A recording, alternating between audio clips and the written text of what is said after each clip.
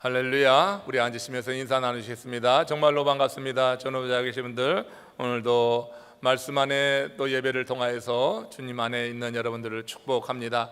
오늘 말씀의 제목을 사람의 걸음이다 이렇게 정해 보았습니다. 사람의 걸음이 우연이 아니라 하나님의 인도하신 가운데 이루어지는 것이다 하는 것을 좀 나누려고 합니다.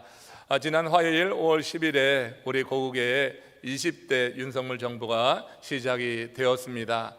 윤석열 대통령 되는 과정에 보면은 정치인으로 입문한 지 채 1년이 되지 않아서 대통령에 당선이 되고 정말 나라를 새롭게 하려고 하는 모습을 보게 됩니다.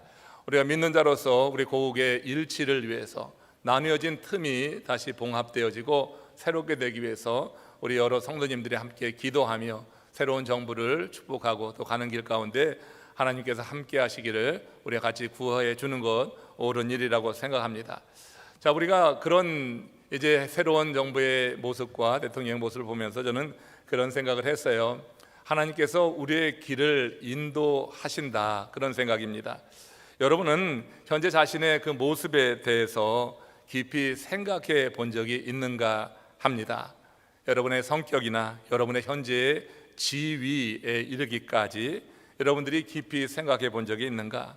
여러분의 가치관과 관심사와 직업에 대해서 좀 더 깊게 생각해 보았는가? 또는 더 나아가서 장차 여러분이 어떤 존재로 되어질지에 대해서 상상해 보며 생각하고 기도해 본 적이 있는가 한번 묻고 싶습니다. 여러분, 지금의 나 된 것과 그리고 앞으로 내가 나의 될 것에 영향을 미치는 아주 중요한 요인이 있다고 하는 것을 여러분 아시지요? 심리학자들이나 정신분석학자들은 그것을 사람이 자라온 그런 환경적인 요인과 또 유전적인 요소에서 현재의 나의 모습 그리고 앞으로 될 나의 모습을 예측하기도 하는 것을 봅니다. 그러나 하나님의 말씀은 그것은 이와 전혀 다른 차원에서 설명하는데 그것이 바로 하나님의 경륜과 섭리라고 하는 말씀입니다. 하나님께서 사람의 걸음을 인도하시는데 그것은 철저히 하나님의 경륜 그리고 하나님의 섭리에 달려 있는 것이다.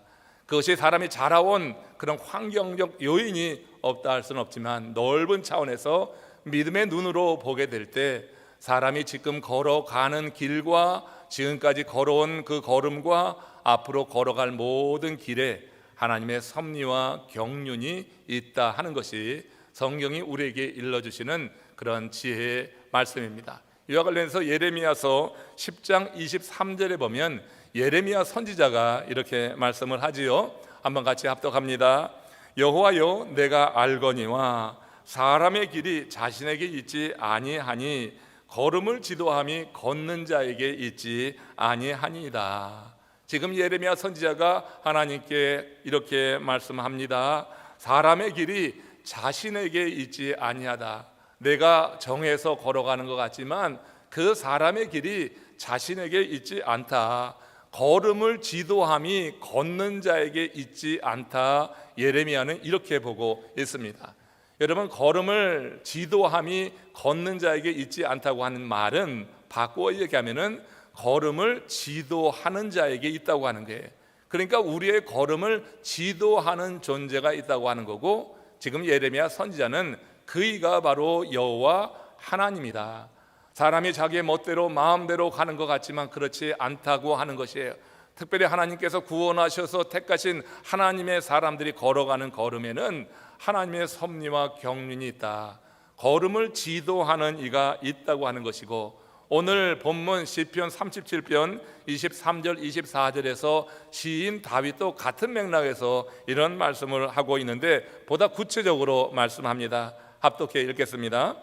여호와께서 사람의 걸음을 정하시고 그의 길을 기뻐하시나니 그는 넘어지나 아주 넘어지지 아니함은 여호와께서 그의 손으로 붙드심이라. 지금 시인 다윗은 보다 더 구체적으로 말했죠. 하나님께서 사람의 걸음을 정하신다고, 그리고 그 걸음을 걸어가는 사람을 보고 기뻐하신다고 했어요. 그 길을 걸어가다가 혹시 넘어지고 자빠지고 곤두박치는 일이 있다 할지라도 완전히 넘어져 있지 아니한 것은 여호와 하나님의 손이 그를 붙들기 때문이라고 이렇게 설명을 하고 있습니다. 하나님께서 각 사람에게 정해 놓으신 걸음이 있다. 여러분 믿으시면은 아멘으로 화답하시길 바랍니다. 여러분들에게 정해 놓으신 걸음이 있다고 생각하십니까? 나에게도 하나님께서 걸음을 정해 놓으셨다고 생각하고 살아가는 것과 그렇지 않고 살아가는 것은 상당히 큰 차이를 낼 것입니다. 우리 하나님께서 각 사람에게 특별히 구원에 이 초청하여서 구원의 기쁨을 누리며 주 안에 살아가는 사람들에게는 반드시 주께서 정해 놓으신 걸음이 있다고 하는 것을 분명히 알 필요가 있습니다. 다른 말로 하면은 우리 각 사람을 택하신 하나님께서 우리에게 맡겨주신 사명이 있다고 하는 것입니다. 한편 우리가 이 사명이라고 하는 것을 논하게 될 때 우리가 행하는 그 일에서 세 가지 질문을 해봐야 된다고 하는 거예요. 여러분들이 지금 행하고 있는 그 일이 내게 주어진 이런 세속적인 일이나 하나님 앞에 나와서 섬기는 이 사역이나 그 모든 일 가운데 하나님이 함께 하시는데 그 일을 하면서 이 일을 하나님이 내게 맡겨주신 사명, 하나님이 나에게 걸어가게 하신 걸음이라고 분명히 인식하고 받아들인다고 하면은 내가 행하는 그 일에서 세 가지 질문을 던지고 예라고 대답할 수 있다고 하면 그건 하나님이 정해주신 걸음이다, 이렇게 말할 수가 있다고 저는 생각합니다. 그 세 가지는 그것이 준비된 일로서 내가 지금 행하고 있는 것인가, 느닷없이 행하는 일이 아니라 내가 지금 이 일을 행하게 될 때 그 일이 내가 그동안 준비해왔던 일, 하나님이 나를 준비시켰던 그 일인가 하는 준비된 일인가에 관한 질문이 있어야 돼요. 그리고 이 일이 정말 하나님 앞에서 옳은 일인가에 대한 질문이 함께 던져져야지 되고요.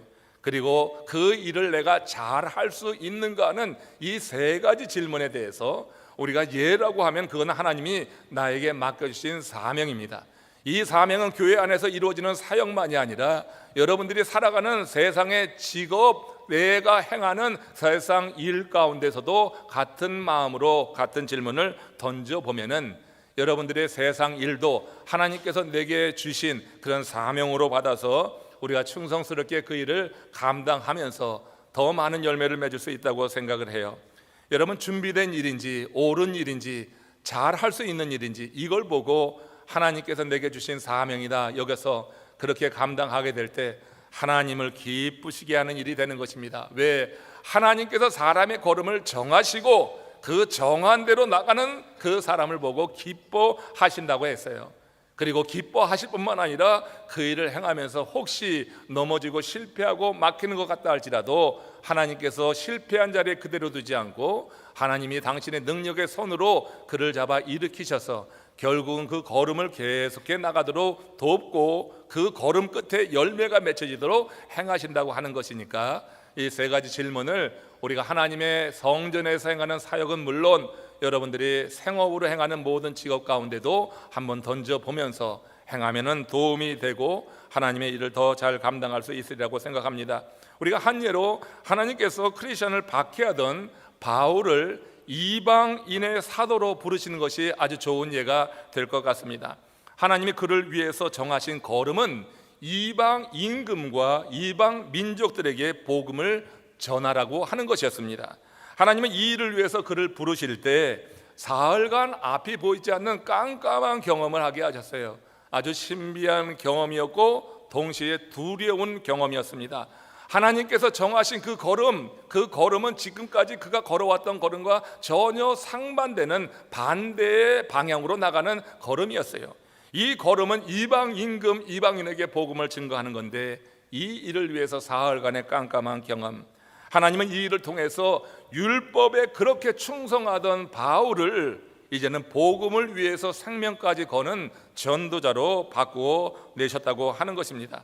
바울은 이 기간에 예언서에 예언되어 오던 그 메시아, 그가 율법의 정통한 자로서 그에게 정통한 그 하나님의 사람으로서 계속해서 그도 증거해왔던 구약의 메시아가 바로 예수 그리스도라고 하는 사실을 확신하게 되는 것입니다.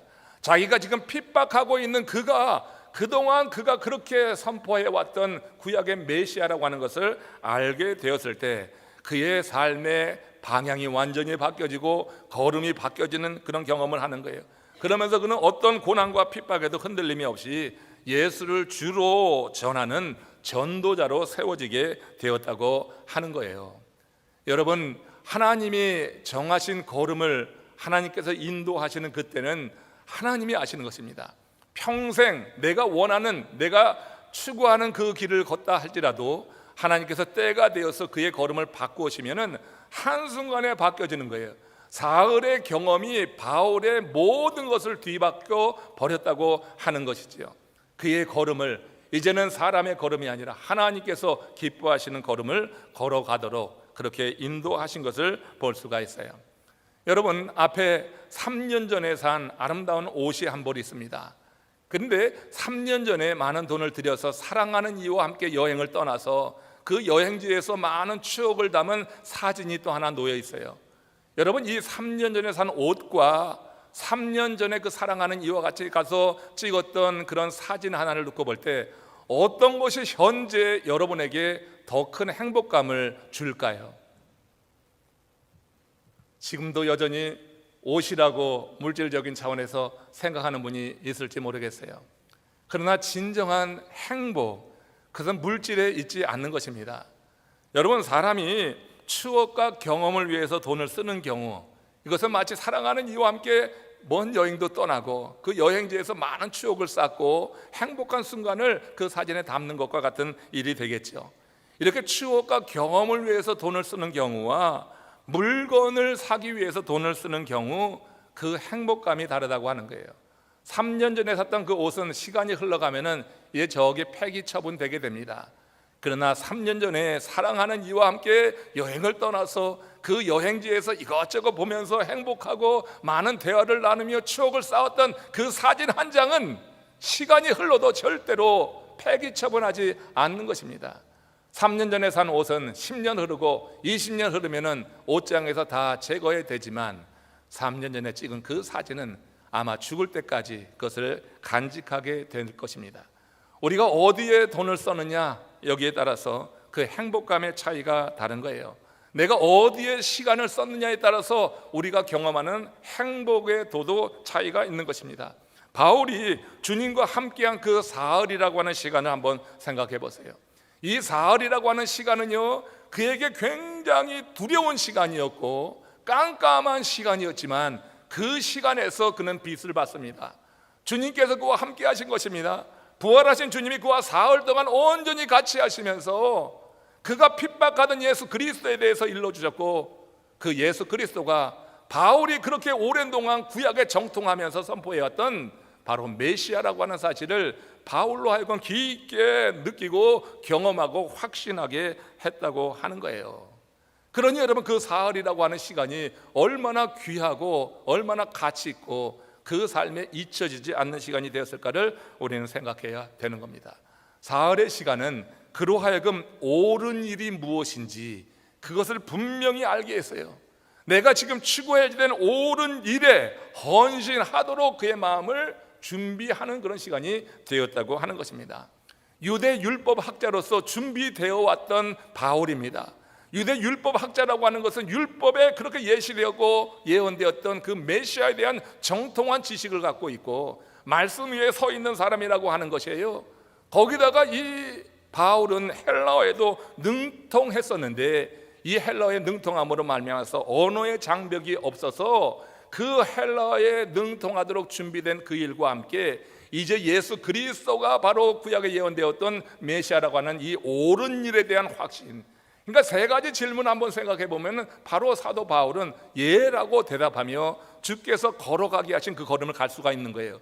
그렇지 않다고 하면 지금까지 걸어왔던 것은 그 유대 사회에서 탑을 찍고자 하는 최정상에 오르려고 하는 그런 마음을 가지고 준비해왔던 사람인데, 옳은 일에 대한 분명한 인식과 확신을 갖고 메시아가 바로 예수 그리스도로 가는 확실한 확신이 들게 될 때 지금까지 걸어왔던 걸음을 완전히 180도 바꿔서 주님께서 원하시는 그 길을 걸어가도록 그가 주님의 인도하심을 받고 있다고 하는 것, 우리는 그렇게 생각할 수 있어요.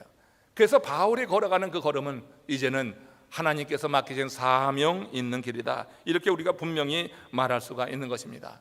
율법으로 준비되어지고 이렇게 옳은 일에 대한 확신을 갖고 있어도 언어의 문제가 해결되지 않으면 그러면 참 어려운 일이었지만, 이 바울은 언어의 문제를 충분히 해결할 수 있는 언어에 능통한 사람이었어요. 언어 문제는 복음을 증거하는 데 장애가 되기도 하는 것입니다. 한 예를 사도행전 11장 19절에서 21절 사이에서 보게 되는데, 이 언어 문제까지 바울은 해결할 수 있는 그런 준비가 갖춰졌니라 하는 것을 여기서 확인하게 됩니다. 함께 읽겠습니다. 그때 스데반의 일로 일어난 환란으로 말미암아 흩어진 자들이 베니게와 구브로와 안디옥까지 이르러 유대인에게만 말씀을 전하는데, 그 중에 구브로와 구레네 몇 사람이 안디옥에 이르러 헬라인에게도 말하여 주 예수를 전파하니 수많은 사람들이 믿고 주께 돌아오더라. 지금 이방 지역인 안디옥 지역에 두 부류의 사람들이 들어가서 복음을 증거한 거예요. 한 부류의 사람은 뭐냐면 스데반의 일로 일어난 환란으로 말미암아 베네게와 구브로와 그래서 안디옥까지 들어간 유대에서 들어간 한 부류가 있어요. 예루살렘에서 들어간 제자들이 있었고, 다른 한 부류는 구브로와 구레네 사람들이 이렇게 직접 안디옥으로 들어가서 복음을 증거하는 거예요. 근데 예루살렘으로 들어간 그룹이 복음을 증거할 때는 한계가 있었어요. 유대인에게만 복음을 증거할 수 있었던 것입니다. 유대인에게만 복음을 증거할 수 있었던 것은 언어의 장벽이 있었다고 하는 것이에요. 당시 여러분 팔레스틴 지역은 아람어라고 하는 그 공통어를 가지고 그렇게 일상적으로 사용했습니다. 그 헬라 문화권에는 모두 헬라어를 사용했는데, 이 아람어를 사용하고 있었던 이 유대인들이 안디옥에 들어갔으나 안디옥에서 헬라인에게 복음을 증거할 수 없는 것은 바로 이 언어 문제가 있었다고 하는 거예요. 근데 구레네 사람과 구브로 사람이 들어가게 되는데, 그들은 거기에 들어가서 헬라인에게도 말하여 주 예수를 전파하니 이렇게 말씀이 되어 있어요. 여러분, 구레네와 구브로는 헬라 문화권에서 그 지역에 있는 사람들이 헬라어를 사용하고 있었다고 하는 거예요. 그래서 들어가서 언어의 문제가 없이 헬라인에게도 복음을 증거할 수 있었다고 하는 것을 봅니다. 사도 바울은 출생이 저소아시아의 다소 출생입니다. 거기는 헬라 문화권에서 헬라어를 쓰는 지역이었어요. 그러나 유대인이었던 그는 바리새파 유대인으로 성장하면서도 이제 이 헬라 문화권에서 성장하고 하면서 그 헬라어를 잊지 않았다고 하는 것입니다. 그래서 이렇게 바리새인으로 준비되어지고 사흘간의 이 경험을 통하여서 그래서 옳은 일에 대한 확신을 갖게 된 사도 바울이 언어의 문제까지 다 극복할 수 있는 준비가 되어 있기 때문에, 하나님께서 때가 되어서 이방인의 임금과 이방 민족에게 복음을 전할 때, 그때 하나님께서 이 바울을 택하셔서 쓰실 수 있었다고 하는 것입니다. 초대교회 밖에 앞장섰던 바울은 주의 은혜로 이렇게 전도자가 된 이후에 빚진 자의 심정을 가지고 자기의 생명을 걸고 복음을 전할 수가 있었어요. 자신은 죽고 예수로 사는 것이 자신이 가야 될 걸음이라고 믿고 그는 그대로 행한 것입니다. 그래서 여러분 잠언서 25장 13절에서 주인을 시용케 한 그 종의 모습처럼 하나님을 시용케 하는데, 같이 한번 읽어봅니다. 같이 읽습니다. 충성된 사자는 그를 보낸 이에게 마치 추수하는 날에 얼음 냉수 같아서 능히 그 주인의 마음을 시원하게 하느니라. 바울은 정말로 그 주인의 마음을 시원하게 하는 그런 전도자가 되었어요. 그렇게 예수 믿는 자를 핍박하던 이가 사흘 동안의 그 경험 통하여서 옳은 일에 대해서 확신을 한 이후에 그동안 자신이 준비되어 왔던 것, 다소에서 출생함으로 말미암아 언어가 준비되었고, 바리새파 중에 바리새파로서 율법의 정통함으로 말미암아 복음을 증거할 때 말씀에 근거하여 전할 수 있는 준비가 되어 있던 이 사도 바울이 이제는 이처럼 언어 문제를 해결한 가운데 모든 그런 이방 임금과 이방 민족에게 복음을 증거함으로 인해서 그 주인을 시원케 하는, 마치 추수하는 날에 얼음 냉수 같아서, 유대인에서 그 제자로 준비되었던 사람들은 아무리 이방으로 나가봐야 유대인에게만 말씀을 전할 수밖에 없는 한계가 있는데, 이 사도 바울은 이제 이방 모든 곳에 나가면서 언어의 문제를 해결하고 모든 사람들에게 복음을 증거함으로 말미암아서 추수 날에 얼음 냉수같이 그 주인의 심령을 시원하게 하였다고 하는 것입니다.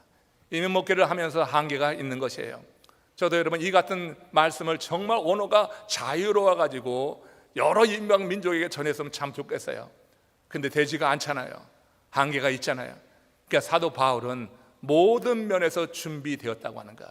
하나님께서 우리를 사명자로 불러서 우리의 걸음을 인도하실 때 우리는 세 가지 질문을 던져야지 되는 것입니다. 그래서 이 일이 옳은 일인가, 준비된 일인가, 정말 잘할 수 있는 일인가. 잘하지도 못하면서 거기에 여러분 시간을 많이 투자할 수도 없어요. 잘하는 사람에게 기회를 줘야지 되는 거고, 그래서 하나님의 사역이 되도록 하는 것, 이것이 우리가 행하지 될 일이라고 하는 거예요. 하나님 앞에 충성된 사람은 자기가 하고 싶은 일만 하지 않습니다. 자기에게 부여된 일을 하는 것이 하나님 앞에 충성된 사명을 이루는 사람이다 하는 것을 기억하십시오. 바울이 그렇게 행했습니다. 사도행전 16장 6절 7절을 보십시오. 같이 합독합니다. 성령이 아시아에서 말씀을 전하지 못하게 하시거늘 그들이 부르기아와 갈라디아 땅으로 다녀가 무시아 앞에 이르러 비두니아로 가고자 애쓰되 예수의 영이 허락하지 아니하시는지라. 사도 바울이 2차 선교 여행에 나섰을 때 일입니다. 자기가 걸어가고 싶은 길은 비두니아였어요. 소아시아 지역이었습니다. 그러나 성령이 그것을 막으시는 것을 이 바울이 느끼게 됩니다. 비두니아로 가기를 원했지만 성령은 비두니아와 정반대 방향으로 나가라, 그렇게 자꾸 감동을 주는 거예요. 그러니까 바울이 고민이 됐겠죠. 고민이 돼서 그걸 이제 가지고 고민하며 기도하게 될 때 하루는 하나님이 그에게 환상을 보여주신 것입니다. 마게도냐 사람이 일어나서 이리로 넘어오라고 그런 환상을 보여준 거예요. 그 환상을 어떻게 해석을 했냐면 사도 바울이 16장 10절에서 이렇게 해석하고 하나님이 정하신 그 길로 나갑니다. 같이 읽습니다. 바울이 그 환상을 보았을 때 우리가 곧 마게도냐로 떠나기를 힘쓰니 이는 하나님이 저 사람들에게 복음을 전하라고 우리를 부르신 줄로 인정함이라. 성령의 감동이 되어서 사명을 이루는 사람은 자기가 원하는 일, 자기가 하고 싶은 일을 하는 것이 아니라 주께서 맡기신 일을 하는 것입니다. 주께서 맡기신 그 일, 주님은 우리보다 더 잘 아셔요. 우리가 뭘 잘하는지 아시고 우리의 모든 그런 인격과 성품도 아셔서 하나님께서 우리에게 맡기시는 그 일에 대해서 성령이 감동을 하실 때는 믿음으로 따라 나가야 될 줄로 압니다. 바울이 그리 했던 것입니다. 그렇게 가다 보면은 왜 하나님께서 그렇게 날 부르셨는가, 그걸 알게 해주시는 거예요.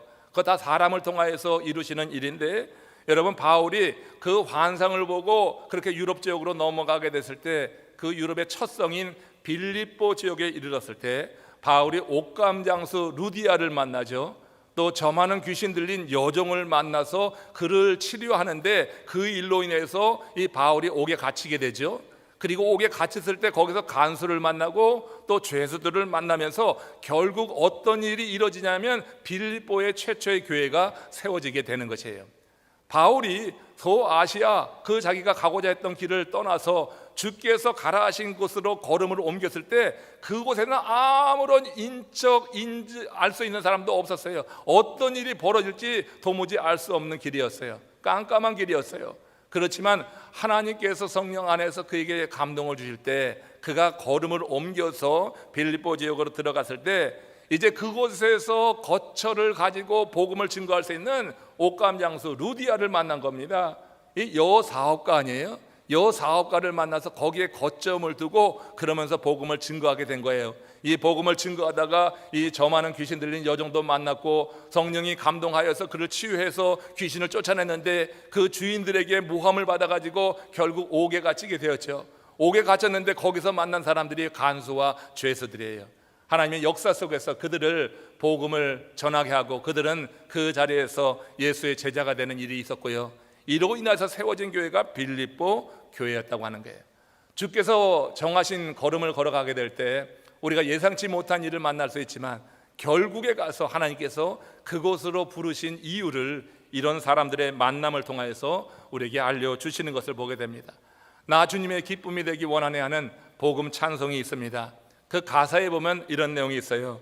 내 마음을 새롭게 하소서 새 부대가 되게 하여 주사 주님의 빛 비추게 하소서, 이렇게 말씀으로 찬양 가사가 되어 있습니다. 우리가 기쁨이 되길 원합니다. 정말 구원받은 하나님의 사람들은 하나님 앞에 기쁨이 되길 원하는 마음은 다 있다고 생각해요. 어떻게 기쁨이 됩니까?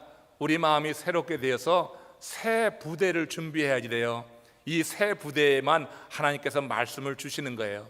그 말씀이 빛이 되는 것입니다. 그래서 주님의 비추게 하셔서 이렇게 찬양 가사를 썼다고 생각이 들어요. 우리가 주님의 기쁨이 되려고 하면 우리의 마음을 새롭게 해서 새 부대를 갖추고, 그래서 그 새 부대에 하나님의 말씀을 수시로 받아들이는 거예요. 우리가 하나님의 말씀이 있지 않으면은 하나님이 정하신 걸음을 걸어가기가 정말 어려운 것입니다. 그때 우리 하나님께서 우리에게도 기쁨을 주시는 거예요. 세상에 알 수 없는 기쁨을 그때 우리 하나님이 주십니다. 다윗에게는 요나단을 만나서 그 피난길에, 두려운 길에 기쁨을 주셨잖아요. 요나단은 사울의 아들 아니에요? 이 다윗이 피난자로서 도망 다니게 될 때, 사막에 들어가고 숲풀에 들어가고 할 때, 그때 하나님이 요나단을 보내주셨을 때 요나단을 만날 때 얼마나 큰 기쁨이 됐는지 몰라요. 다윗에게 주어진 걸음을, 하나님이 정하신 걸음을 가리고 했을 때 요나단이라고 하는 사람이 힘이 됐어요. 우리가 사람을 의지하면 안 되지만 하나님이 보내주신 사람과 함께 하나님의 사역이 이루어지는 줄을 믿습니다. 하나님이 붙여주신 사람이 힘이 될 수가 있는 거예요. 다윗에게 요나단이 그런 힘을 주는 기쁨의 존재였어요. 바울에게, 지금 저 빌립보로 넘어가는 바울에게 누가 기쁨이 됐을까요?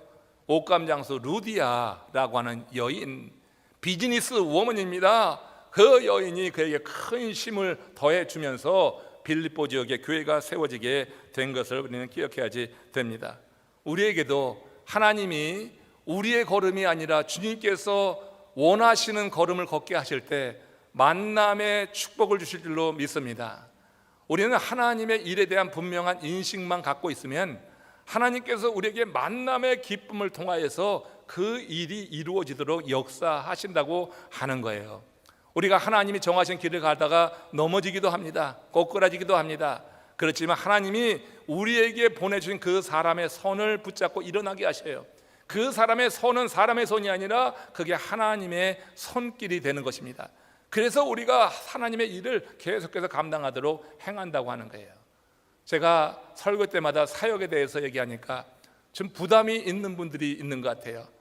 우리 지금 위로받기 위해서 예배 드리는데, 아니 복을 이야기해야지 그냥 일하라고만 이야기하면 됩니까?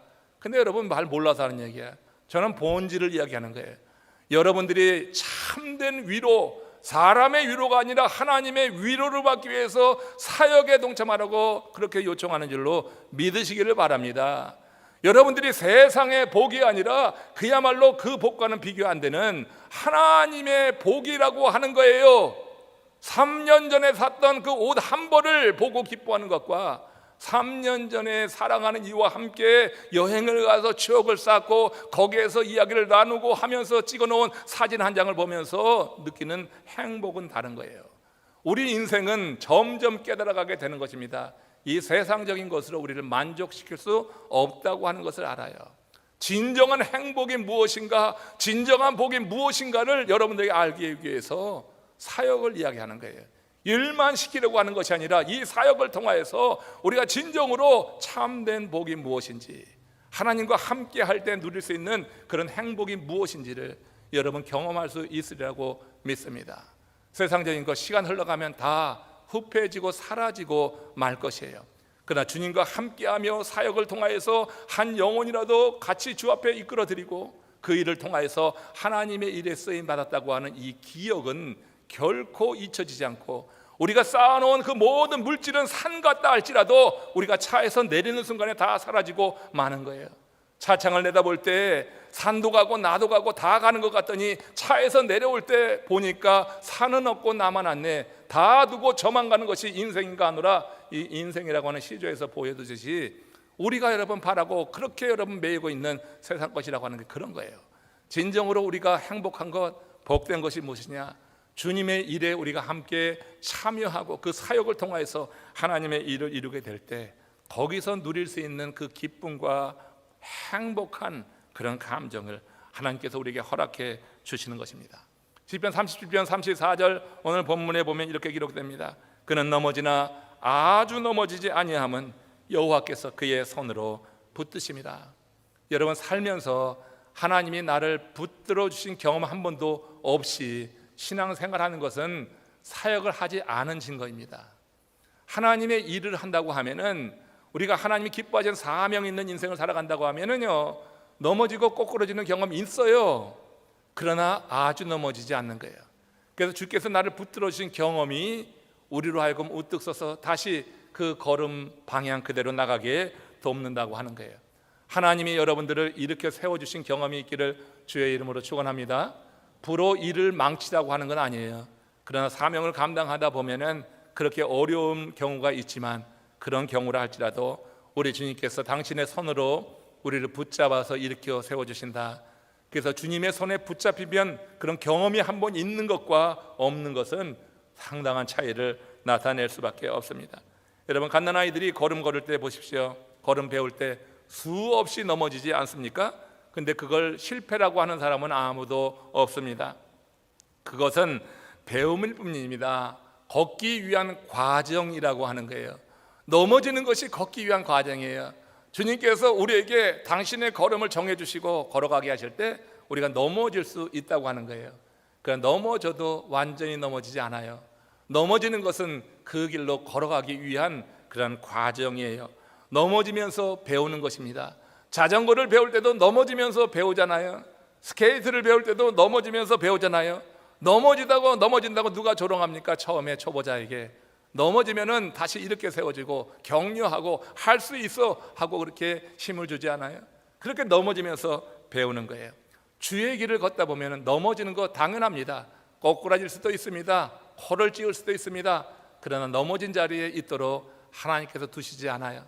하나님께서 나를 붙들어 세워주신 것, 주의 손에 붙잡힌 바 된 경험이 있다고 하는 것은 굉장한 그런 힘이 되는 거고요. 그것이 자산이 될 수 있어요.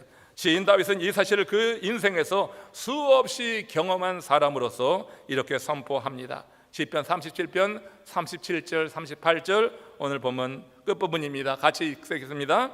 악에서 떠나 선을 행하라. 그리하면 영원히 살리니 여호와께서 정의를 사랑하시고 그의 성도를 버리지 아니하심이로다. 그들은 영원히 보호를 받으나 악인의 자손은 끊어지리로다.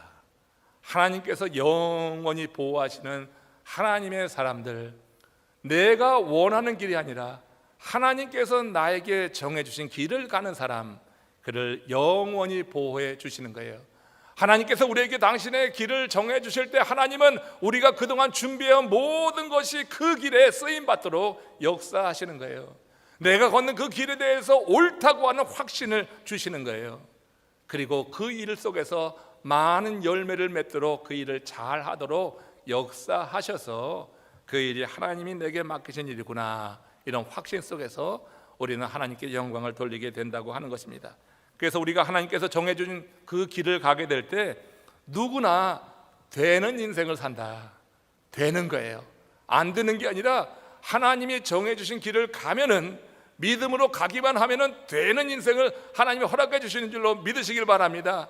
왜? 하나님께서 사람을 붙여주셔서 힘을 주시고 하나님께서 일으켜 세워주셔서 그 길을 갈 수 있도록 격려하시고 함이기 때문에 하나님이 정해주신 길을 가려고 할 때 주저하는 사람이 있지만, 그러나 그 길을 가는 과정에서 하나님께서 함께 하심으로 인해서 되게 하신다고 하는 것을 여러분 분명히 알 수 있길 원해요. 하나님이 이런 계획을 갖고 계시다고 하는 사실이 여러분에게 오늘 이 아침에 큰 소망으로 다가오시기를 주의 이름으로 축원합니다. 하나님이 맡기신 그 사명에 대해서 너무 두려워하지 마시고 그 일을 감사함으로 받아서 행할 수 있도록 여러분 이 말씀을 더욱더 마음에 새기십시오. 하나님이 어떤 분이라고요? 하나님은 되게 하시는 분이에요. 하나님은 일을 되게 하시는 분이에요. 가만 보면요, 사역하는데 어떤 사람은 일이 되게 하지 않게, 근데 누구한테 맡기면은 하면은 되게 되는 사람이 있고 안 되는 사람이 있어요. 이거 여러분 잘 생각해보고 해야 될 거예요. 근데 우리가 하나님을 의지하면 하나님이 되게 하시더라. 우리가 팬데믹의 긴 어둠을 지나면서도 하나님의 사역이 되게 하신 것을 정말 감사합니다. 모이는 인원이 이 팬데믹 기간에 이런저런 이유로 많이 줄어들긴 했지만 교회가 사역을 계속해 나갈 수 있었다고 하는 것 감사하고, 또 예배를 통하여서 우리가 격려받고 힘을 얻을 수 있었다고 하는 것 감사합니다. 하나님이 이를 되게 하셨기 때문에 우리가 하나님이 기뻐하시는 예배의 그 걸음을 걸어갔잖아요.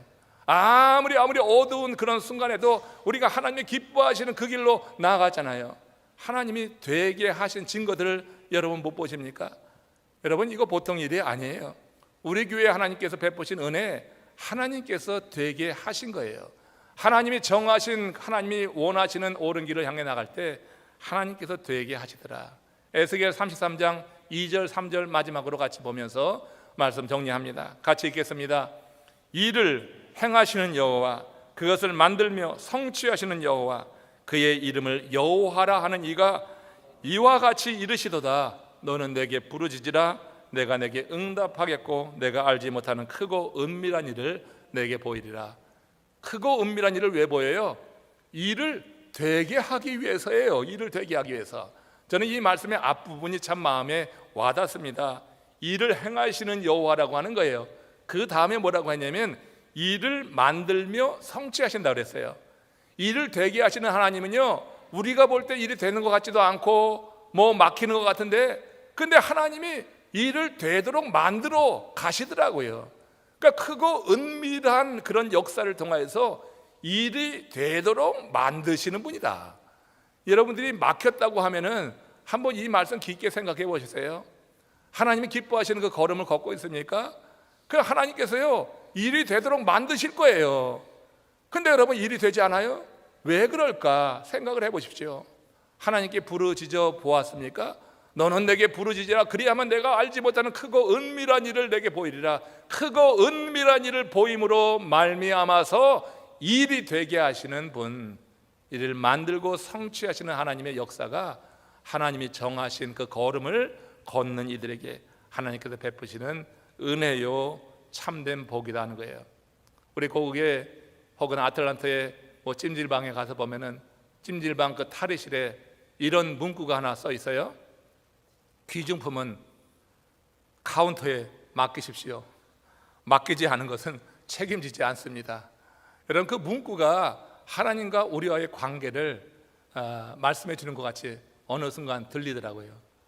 귀중품은 카운터에 맡기십시오. 맡기지 않은 것은 책임지지 않습니다. 여러분, 우리가 하나님께 맡기는 겁니다. 하나님이 기뻐하시는 걸음을 가려고 할 때 내 지혜와 힘으로만 감당되는 게 아니에요. 맡기는 거예요. 맡기면 하나님께서 책임지시는 줄로 믿습니다. 그러나 맡기지 않고 자기 머리만 의지하고 자기 재주만 생각했거든요. 그게 여러분 되지가 않아요. 하나님이 책임지지 않고 연단의 시간, 어려움의 시간을 보내게 하실 것입니다. 오늘 하나님이 우리를 부르셔서 오늘 우리에게 맡기신 사명을 한번 생각해 봤어요. 사람의 걸음, 이건 내 마음대로 걸어갈 것이 아니구나. 하나님이 내게 주신 이 걸음을 걸어가야지. 오늘 우리 마음에 그런 생각을 하시며 이 시간 고개 숙여서 합심으로 기도하실 때 하나님이 주시는 마음, 하나님이 주시는 그 생각, 하나님께서 만나게 하시는 그 사람, 하나님께서 허락하시는 그 모든 일 가운데 하나님의 능력의 손길을 경험하기 원합니다. 우리 다 같이 합심으로 기도하시면서 주어진 사명 열심히 살아갈 수 있는 하나님의 사람 되게 하옵소서. 우리 주님의 도움을 청하며 이 한 주간을 주님과 동행하는 한 주간 되길 바랍니다. 다 같이 합심으로 기도하시겠습니다.